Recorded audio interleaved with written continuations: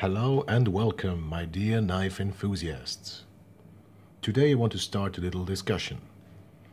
Very often I have heard and read on the internet that fighting or combat knives have only one single purpose: hurting or killing people.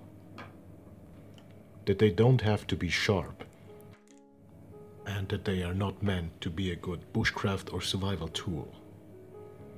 I think this is a gross misunderstanding.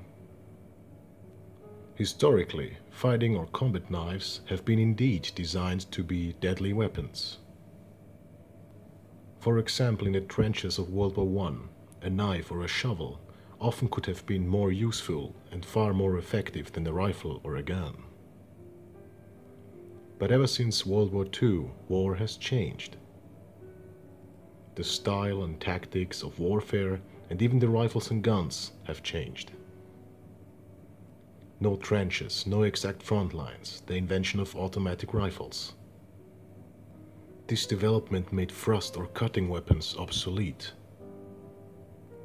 Wars and battles were no longer fought in close distances.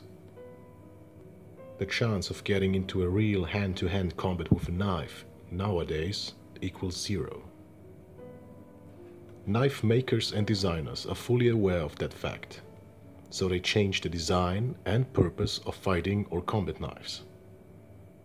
In these days, they are designed to be tools for the outdoors as a companion in the field for soldiers and military men. Of course, when shit hits the fan, a combat knife sometimes has to be used as a weapon for slicing or penetrating flesh. But please keep in mind that every knife is suitable for hurting or killing other people. For instance, this knife, the Mercator or K55K or Black Cat knife.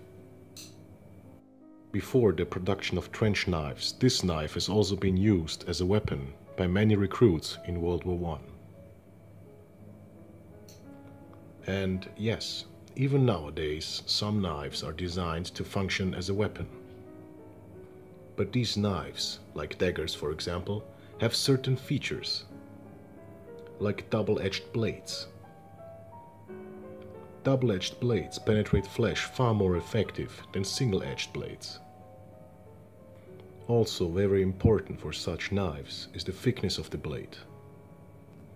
Better penetration is achieved by thinner blades, and with that I mean 2 or 3 mm thick blades. More material means more resistance while stabbing. A 5 mm thick blade is indeed more robust, but not better at penetrating flesh at all. For example, this is the Eickhorn KM2000 from the German Army. Many people claim its primary use is to kill people. But let's take a closer look at this knife. Its blade is 5 mm thick. It is single-edged and very heavy. The tanto point is very robust and durable when stabbing into hard materials like metal, rocks or wood.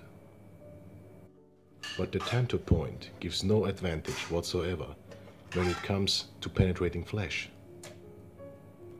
A clip point, for example, would be far more effective at this task. The blade of the KM2000 is not very good at slicing or cutting due to its thickness, its serrations and tanto point. Its soft steel also indicates that this knife was made for prying and other heavy-duty tasks. Soft steel also increases the capability of field resharpening. So, as you can see, this knife was designed to handle the toughest and hardest tasks a soldier could come across in the field, like betoning or chopping wood, for fire making or shelter building, for breaking windows or doors, etc. In conclusion, in historical combats, fighting knives were sometimes essential for survival. But nowadays, their primary purpose is to be an outdoor or urban survival tool, a companion tool for the military and law enforcement. What is your opinion or experience with fighting or combat knives? Leave a comment and let me know about it. Thanks for watching and see you soon. Bye bye.